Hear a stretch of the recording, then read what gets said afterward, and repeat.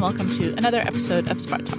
The war in Iran has been ongoing for 2 weeks now. The US and Israel have been basically carpet bombing Tehran and other cities in the country, and the Iranian regime continues to fight back, closing the Strait of Hormuz, which has sent energy prices soaring, squeezing the Gulf states as they lose billions in oil revenue.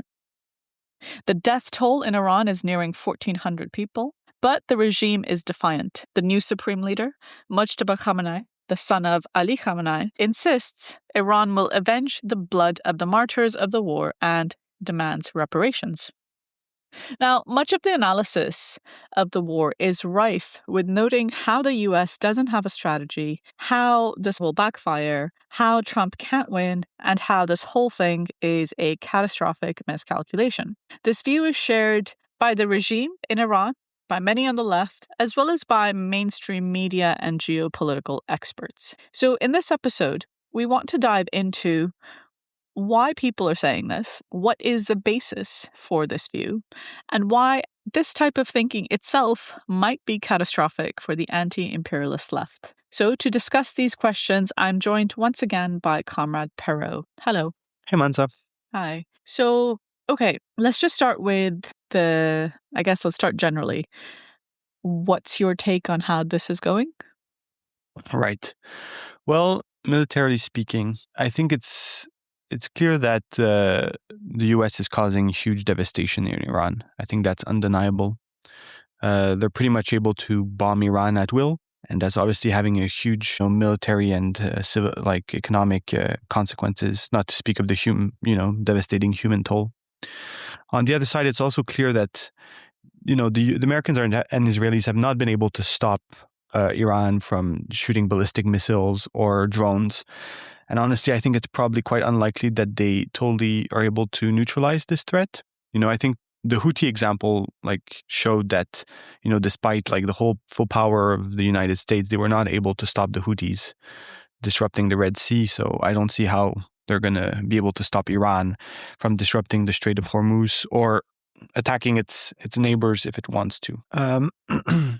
Meanwhile, at the same time, though, Iran's not really it's not really been able to threaten an aircraft carrier, I think, in any kind of substantial way. The Americans have not sustained very important losses in terms of human casualties. The Iranians have been able to hit things like radars and things like that, and certainly have been able to hit Israel. To me, it's pretty unclear what's been hit in Israel. But one thing's for sure is that they're not able to hit the main industrial base of the United States. They're not in any way able to really kind of break the American military machine. So the sense I'm getting from you is there's been damage inflicted on both sides, although it's uneven. The Americans and Israelis have done far more damage to Iran than vice versa. So this, obviously contradicts the majority sort of trend that we're seeing out there. As I said in the introduction, a lot of people saying that this is going to backfire in the face of Trump. You don't seem to give me that vibe. Well, yes and no. I don't think anything I just said is necessarily goes against what others have said. Okay. I think, most of what I said in terms of the analysis is pretty similar. Okay. And if this will be a disaster for Trump, politically, I think it very well might be, So I think that's not exactly where the difference is. Mm-hmm. I think it's quite possible, this war is, very unpopular in the United States. And I think it's quite possible that, the Republicans get, totally trashed in the midterms. So that's not really where I think the difference is. So what is the difference? I think the difference is really in terms of what we see as a victory for Iran and for the US. Yeah. What constitutes victory? Exactly. And really the kind of the implications of what that means in terms of the strategy that needs to be pursued. Okay. So tell me, what is victory? What's the criteria here? Yeah. Just to start a little bit with the parenthesis, a lot of the analysts, I've talked about how the U.S. has no plan and just keeps zigzagging on what they want to achieve. And obviously, that's true to a certain degree. If you listen to what Trump says, it changes every day, like everything. But I think it's wrong to say that the U.S. doesn't have a plan at all. I think if you look at what's basically been happening in the region since October 7th, Israel and the US have been quite kind of united in trying to really destroy any kind of obstacle to their domination in the region. And I think that's really the guiding thread. And so I think what their real objective is in Iran is to really just degrade Iran as a regional kind of counterweight to Israel. Mm-hmm. So that's, quote, the plan, even if it's not like strategic in the war sense, in terms of the sort of political aim. This plan is crush the axis of resistance to give Israel a free hand. Yeah. Like, the thing is, I think where some of the confusion is like, obviously, like, the way they're pursuing this is having disastrous consequences and will continue to have disastrous consequences. But I think what people downplay is that the Americans and Israelis, like, have no problem living with those consequences. It's what not. Do you mean? Well, I think you have to look at the era we live in.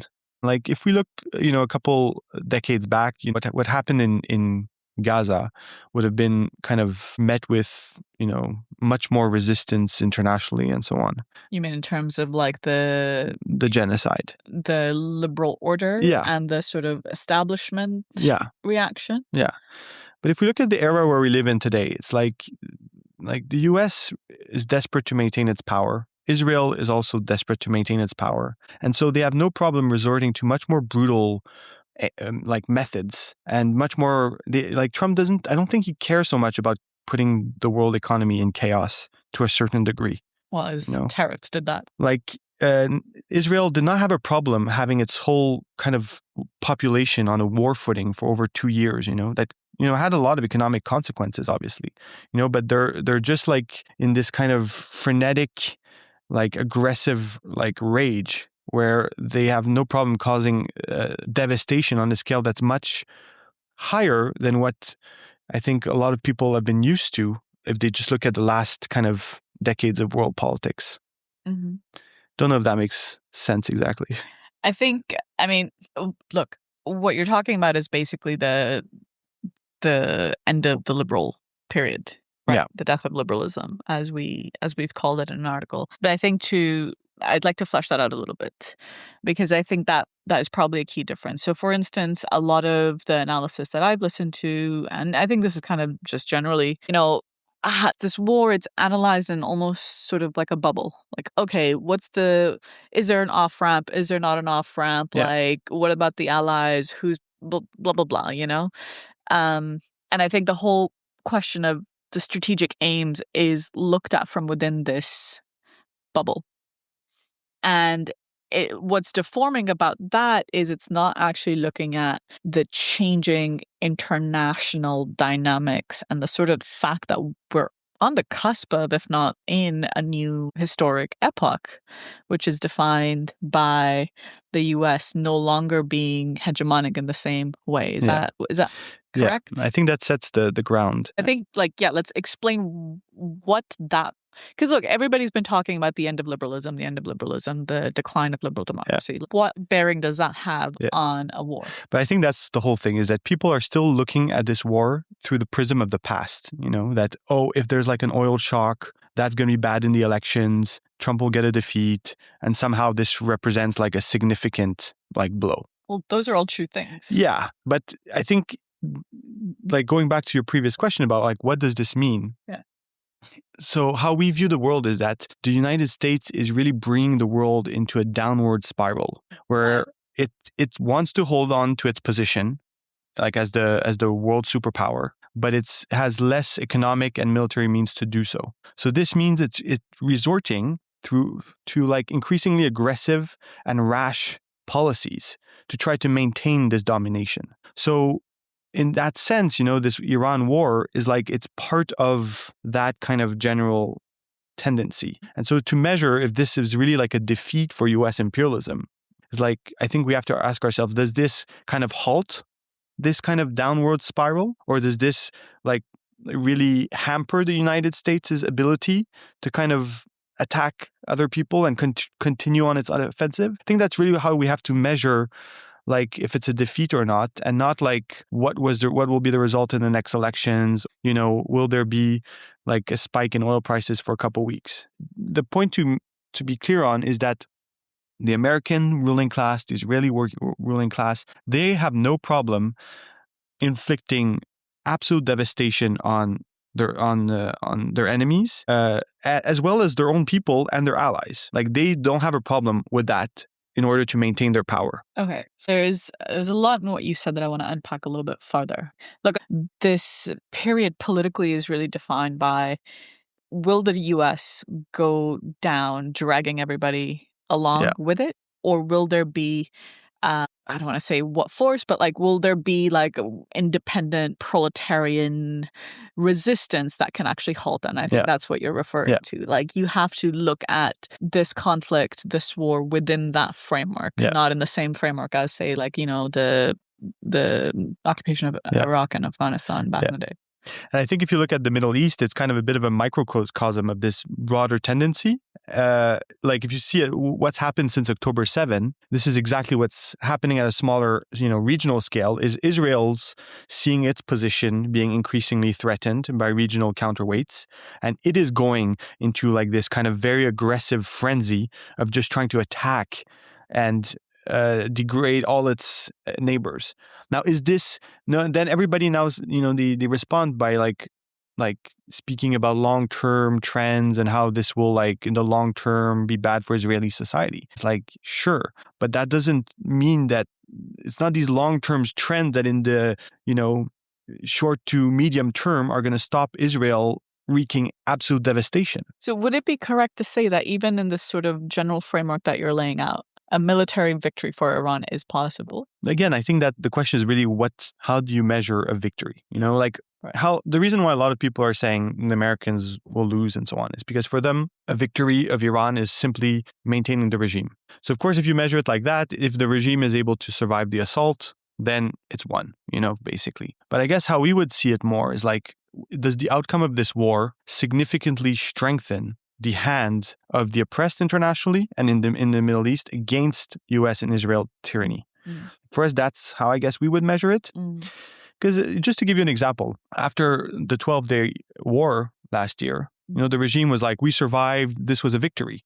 But then if you look at like the actual like position of the regime and the axis of resistance, like as an outcome not of just the 12-day war, but the whole Israeli offensive since October 7th, like Iran's position was weakened in that whole process. And I think the kind of clearest expression of that was the explosion of discontent within Iran, that showed it really that there's huge pressures and discontent within this regime. Okay. Well, I think as communists, as internationalists, we should really approach the question of victory or defeat from the point of view of, does this strengthen the balance of forces internationally, like in favor of the oppressed, and does it weaken the imperialists? Does it really give the United States pause in terms of, God knows who they want to kidnap or whatever next, right? I guess that's okay. Here's maybe an example. Like, if the US, like after however long, it could be tomorrow, could be in, they've been talking about 4 to 6 weeks, so I don't know, in 2 weeks, they decide enough's enough, we want to stop it, and then Iran is like, okay, fine. They get some kind of ceasefire again. And okay, the regime will have survived, they can declare it a victory. But will that have really significantly weakened the United States in the long term compared to really the devastation they've been able to bring down on Iranian society? Yeah. I would just like to note here that there was huge uprising just a couple of months ago. That is a bit of a question that's muted for now. But the question of what happens to the regime at the end of this war and afterwards, in terms of it might emerge, strengthened, like politically, or it might, because it might have weakened, it might turn towards even more repression at home, right? Like that whole thing. Is like, we're just abstracting from that for now. I guess what you're saying leads me to sort of logically think about what should be the strategy to fight back against the US, because Iran is doing that. There's obviously problems with it, but I guess that's the main question that we are here to really talk about, we're communists. We want to fight the US. We want to defeat the US. And that's why we have the broader sort of picture in terms of, the balance of forces. So what is that strategy? Yeah. And I think that's, that is really the point of discussing all of this, because if you're trying to nuance, some of the fatuousness, I think, in terms of the analysis of this conflict, it's not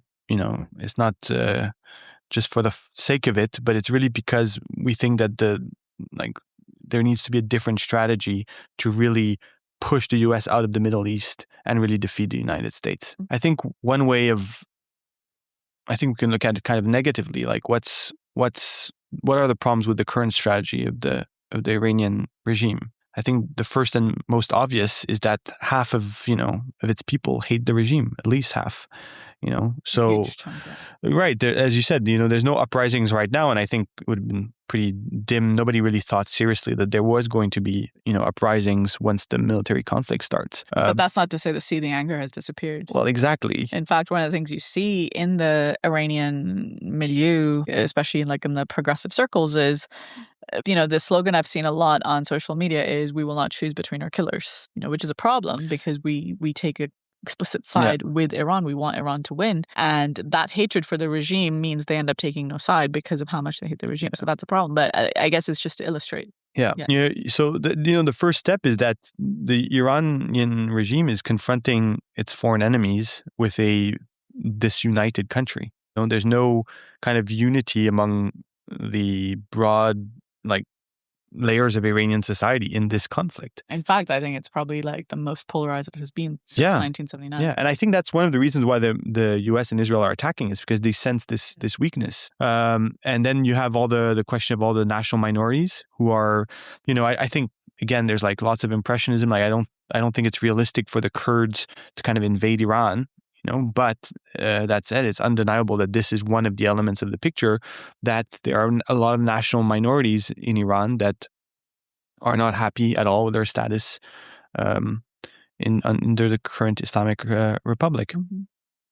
So, I think that the extremely kind of brutal theocracy that the Islamic regime has imposed really kind of hampers the ability to resist foreign aggression.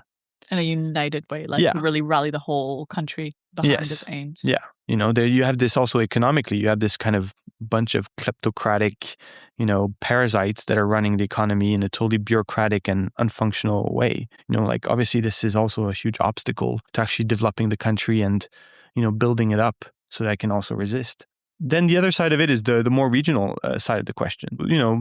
In the new Supreme Leader's speech, he talks about appeals to the allies in to the other countries in the region, American allies, to kind of close the American bases, and basically speaks about unity and fraternity, blah blah blah. But between the Shias and the Sunnis, yeah. But the truth is that Iran's a theocratic Shia regime, so to think that there will be just unity among this regime and the Saudi Arabia, which is a totalitarian kind of Sunni regime, is quite crazy.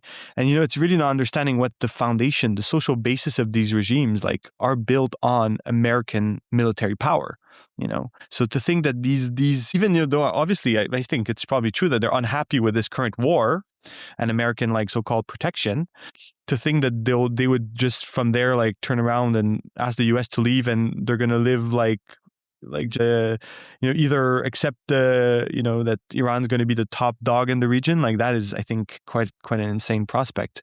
In terms of what would be a proper strategy, is I think it starts with wanting to unite the people of the region in a common struggle against imperialism, with the understanding that there can be no progress for the region in general without defeating and pushing out the United States. Let me ask you, this may be a stupid question, but hypothetically, could there not just be a military way to expel the United States out of the Middle East? Because look, obviously we're for unity of the masses in West Asia to have an anti-imperialist struggle, that kicks at the imperialists, smashes the Zionist state, and shows how their own Sunni, whatever regimes are also totally bankrupt, blah, blah, like that would be great.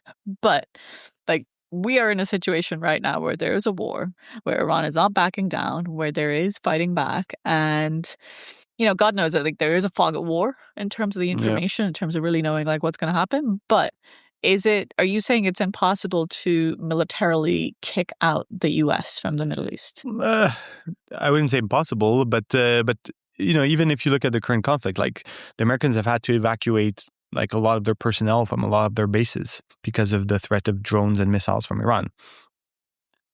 But the obvious kind of obstacle to a full American withdrawal, even let's say Saudi Arabia is like, we don't want the Americans anymore, let's say, is Israel. Because Israel is is like the whole country is basically a militarized camp for the defense of imperialist interests in the regions. Yeah. And that's not so easy to just, there's no way in hell that they're ever going to themselves ask the US to leave. And then that brings the whole question of Israel and how to defeat Israel and which is a nuclear armed, militarized society. Yeah. And for us, our approach there is that you have to try to crack and polarize Israeli society from within. Mm-hmm. Yeah. And I guess more broadly about the other regimes, like for us, like if you really want to get the US out of the region, you have to struggle against all these like monarchic regimes that dominate the region, like that you have to actually have a struggle for popular uprising against these like really reactionary governments. Yeah. Okay.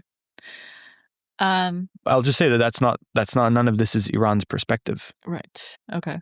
So look, we've stepped back and looked at like how should we really approach this war? Like we're no longer in the liberal world order, the rules-based order. So we shouldn't be judging this war based on those rules, which no longer really apply, because the US is more than happy to put them to the side. Second, the real way to really defeat and push back the US and Israel out of the region is through revolutionary anti-imperialist struggle. And the Iranian regime does not have that perspective.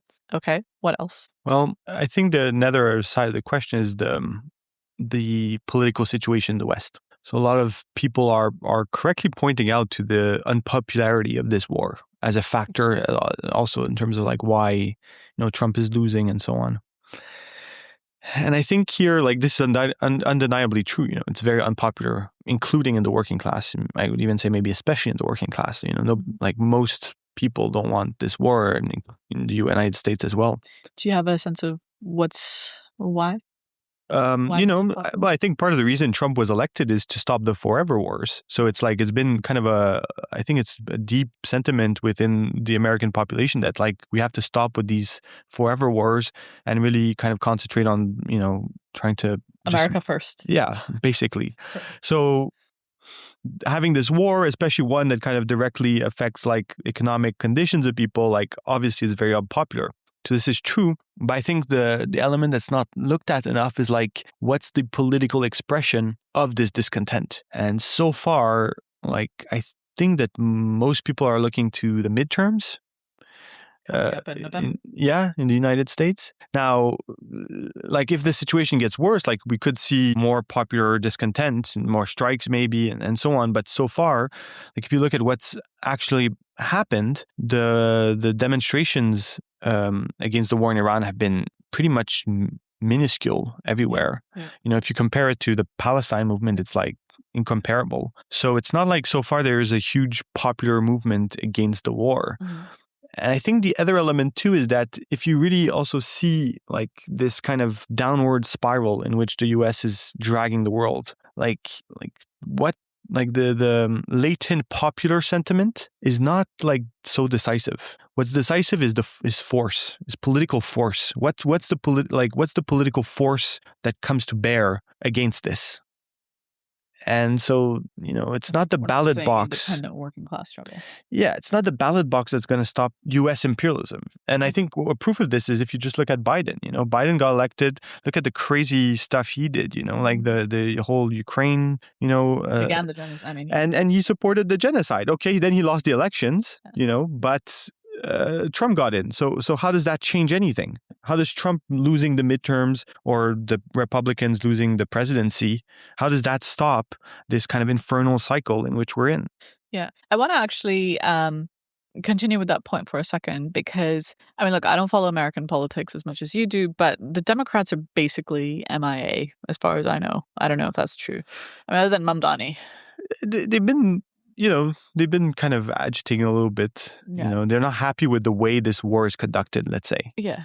But I think to link it to the first point about this changing epoch, right? Like the US is in like decline. It wants to shore up its power. That's what explains the huge Liberation Day tariffs, like the whole international strategy right now of US imperialism. So all of that to say that this isn't necessarily a Republican versus Democratic question. They both have different maybe ways, Of course, like Obama also wanted to get rid of the regime. They were just doing it through different methods, right? Because they understand that for the US to really get back on top, they do need to crush all resistance. So I think the point about like, oh, well, Trump is a lunatic. He doesn't get it. He's just, haphazardly doing everything to have a strategy is to really miss the point that this is actually driven not by one crazy guy in the White House, but by the strategic interests of the ruling class. And I think the clearest example, it really is the Biden presidency, because the whole point of Biden was to say, we're going back to normal. We're going to, Trump was a blip. The first Trump presidency was a blip, and we're going to go back to normal. But when push comes to shove, the Democrats, just as much as the Republicans, brought the country and the world in a totally catastrophic direction, which was not fundamentally different from where Trump is bringing people. Like their style of doing it is somewhat different, but it was not in any way more rational or human or anything like that than what Trump is doing. So I guess for me, actually, one question I had, which is what I've been thinking about since the start. A couple of months ago, a lot of hay was made about like the new strategic policy documents of like the Pentagon. We're now going to go back to the Don Road. We're implementing the Don Road doctrine. Like we're going to pull ourselves out and just focus on our own backyard. And then you have today where 40% of the naval fleet of the United States is back in the Middle East, biggest since the Iraq War. How do you explain that contradiction? Well, I think a piece at the end of the day, that policy document is a piece of paper. Like I think there's elements in that document that are important in terms of showing kind of like the US is kind of where it wants to go. The idea that can just like kind of withdraw from the Middle East or like is just like that they're just not going to do that. Like their strategic necessities is like impel them to stay there. The defense of Israel, the control of oil supplies in the world. This idea that like you're just going to have this kind of peaceful Middle East under Israeli domination, like that's never going to happen. So, but why?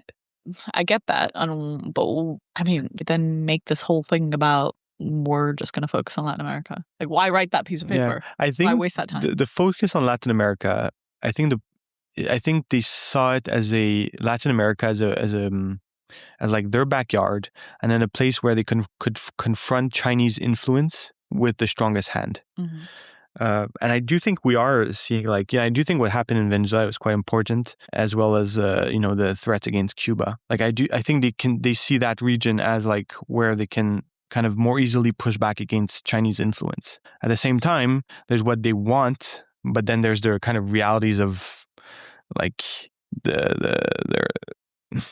what their commitment requires, in terms of the Middle East. They can't just withdraw from that. I think also they saw, I think one of the reasons why they got into this whole Iran thing is because I think, as I said earlier, like they sensed weakness on the part of the Iranian regime, and they thought that they could really ground Iran down finally. Mm-hmm. Yeah, no, I think that's probably what explains why they decided to send all their carriers back to the Middle East, because, as soon as the protests started to break out at the end of December last year, Trump was out there tweeting like, I'm going to come help you guys, the Iranian people, etc. So I think they saw how that played out and saw it as an opening for, crushing the regime. So far hasn't worked out.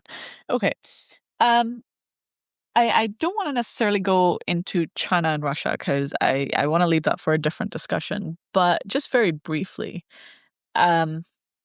they've been absent. Yeah. How do you explain that? They are allies of sorts. Of sorts. Actually, Iran and China in particular have kind of kept a certain distance because both have not wanted to ruin their relations with or possible relations with the United States. Iran, I don't think that applies to Iran. Even Iran, have relations with the United States. No, but if you look back a couple of years ago, there was this big deal that was negotiated between Iran and China, and both sides kind of stepped back from that deal. The Chinese didn't want to upset the Americans, and the Iranians were worried that if they signed that deal with China, that would compromise their negotiating position with the Americans. Right. You can't underestimate how everybody has lots of confidence that the Iranian regime will like fight to the death to get rid of the U.S. influence in the region. But the truth is, you can't underestimate how craven they've been. They've actually, if you look back at the last kind of decade or more of politics, they've been consistently wavering and flip-flopping between a hardline position and a conciliatory position. I think that's actually one thing it might be worth touching on a little bit, which is that in my understanding, their utmost concern is to maintain their existence. Yeah. And they will do that, despite all of the sort of talk about avenging and fighting until their last blood and so on. I think they will, the first chance, probably strike a deal with the US and Israel. One that probably allows them to save face. But I think their foremost concern is ensuring their own existence and the legacy of the Islamic Revolution, not defeating the US. Yeah. Would that be correct? I think that's true for sure. I think that's probably very inflammatory in many circles to say that. But yeah, I think this just goes back to what strategy do you need? Because at the end of the day, these various regimes are ultimately interested in their own maintaining themselves. Yeah. Well, if their principal strategy was to expel the United States and defeat Israel, they would not have approached anything in the way that in the way that they approached in the last few years. Their goal is to maintain themselves as a Islamic theocracy, a Shia theocracy. Yeah. That's what's and been guiding their approach, and the consequence of that has been a very kind of conciliatory and kind of zigzagging course, not to speak of brutal. Yeah, I think the brutality actually stems from the fact that they are squeezed, between the sort of discontent at home and between maintaining their position and in the face of all the odds of the world. I think I'd like to step back and bring this discussion to bear on the tasks of the left. So when it comes to the war, there's sort of shades of the position. Like I said, we're for the victory of Iran, defend Iran. I think there is a lot of tendencies amongst the Trotskyist left that stand for that. On paper, at least, yeah. On paper, at least. I think a lot of the third world left will say the correct thing on paper as well. I know the CPs in the Philippines, India, they'll say defend Iran against imperialism and so on. And then, of course, there's a more sort of basically liberal capitulation, which is Iran bad, US bad. Yeah. We're not going to take a side. I think why I want to step back and look at this discussion, bring it to bear on the left is, okay, we've been making the point that you cannot assess this war from the point of view of the rules-based order. Why? That's one. And two, to just kind of have this impressionistic outlook that Iran is going to win because the US doesn't have a strategy really ends up actually dissolving the role of the left. Because why do anything if the IRGC is going to get it done? Yeah. I think that's actually where the rubber hits the road. Absolutely. Because of course, it's important to have the right position on paper on this conflict. But at the end of the day, it's not the position on paper of Trotskyists or any kind of small leftist group that's going to change the outcome of this conflict and stop U.S. imperialism. And if there's a role that leftists can really contribute, is really offering a strategy that can actually win and have that kind of strategy kind of merge with the objective tendencies that develop as the US drags the world down. That's really the task. But what's so dangerous with people simply thinking that either, the IRGC will push the US out of the region, or that, the objective process is going to create kind of a revolutionary movement and you should just kind of build your own forces until suddenly, things come in your direction, is that it really kind of shies away from fighting right now, among the left and among the elements that want to fight US imperialism, about what strategy is needed now and why a revolutionary strategy is essential if we want to really stop this cycle of like chaos and destruction that we've been talking about. Yeah. And I take it from the way you're explaining that would mean actually intervening in the anti-imperialist left, well, in the left in general, but in the anti-imperialist left particularly, to get them to just stop tailing the IRGC and put forward like a counterposed strategy. Yeah. Like, yes, you have a military side with Iran, but like this is not the way to actually defeat the imperialists, right? Yeah. Like that would actually be a way to really lay the basis for a genuine rebuilding of the left in Iran, because the left's been crushed, of course, over decades. Yeah, I think the main problem with, the reason why I think it's important to kind of push back against this idea that Iran will just win this war and this will be a catastrophe for the US and some great victory for the oppressed is like that conception just really breeds complacency. And you've really seen this complacency since the beginning since October 7. Everything that people are saying now about the US in the Iran war was said about Israel, in Gaza. There's no off ramp. This is like, what's the goal? All of these things, like they were all said before. How will they defeat? They can never defeat Hezbollah, and so on and so on. Yeah. But also that they're like they've bankrupted themselves in front of the international community. Yeah. So therefore, like there's a moral victory opinion. For the Palestinians. Just like this one is going to be a moral victory for the Iranians. But what's been downplayed all the time is how much of an obstacle non-revolutionary forces are to fighting imperialism. Like the fact that it's not a revolutionary leadership leading that struggle is a huge obstacle to actually like being victorious. And I think that's what's constantly downplayed. So what would you say in terms of, okay, let's not be complacent. What should we do? Well, I think argue against people that are being complacent and try to really rally the forces of the international left and anti-imperialist forces on the need to actually, put forward a revolutionary course where they exist, where they do their work. So like, to not just wait for an anti-imperialist movement to sprout out of the earth, but to actually work towards building it, on strong and clear political foundations. Well, look, the anti-imperialist movement exists, but it's just its program is what is often termed as campism, which is uncritically tailing the axis of resistance and the powers that be, and that's, But here's the thing. If you think that, this is going to be an absolute disaster for Israel and the United States, and they're going to be pushed out of the Middle East because of their course, then what are the tasks? Why be a leftist? Why, like, what's your role beyond just hailing what's happening abroad? What should you be actually actively doing? It's a good question. Yeah. If the IRGC can do it, then why be a socialist? Yeah. I think, yeah. Okay. Anything else? Yeah, I'll just finish maybe with there's been a lot of talk of World War III and so on.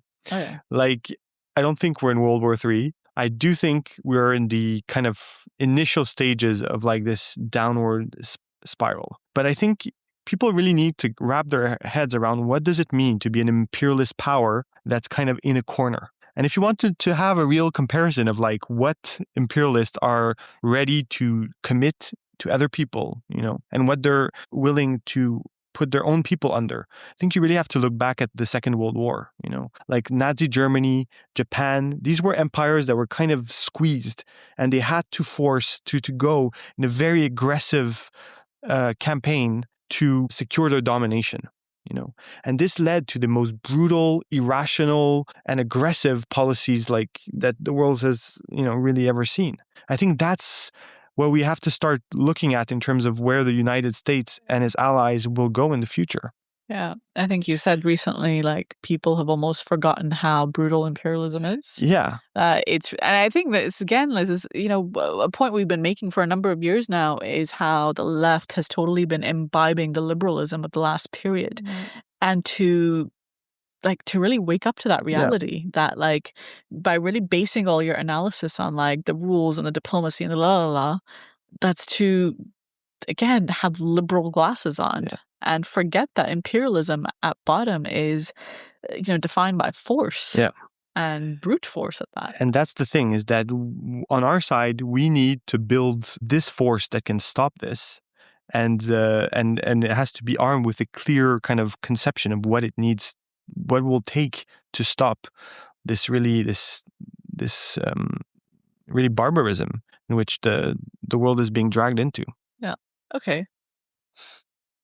Before we wrap up, I want to just go right back to the introduction, which is, I guess maybe I'd like to pose it in terms of, like, levels of abstraction almost. Like, generally we approach this, I mean, I don't know if I'm correct, but, like, we generally approach this in terms of, like, how does the outcome of this war impact the balance of class forces internationally, right? Whose hand is strengthened at the end of the day? Yeah.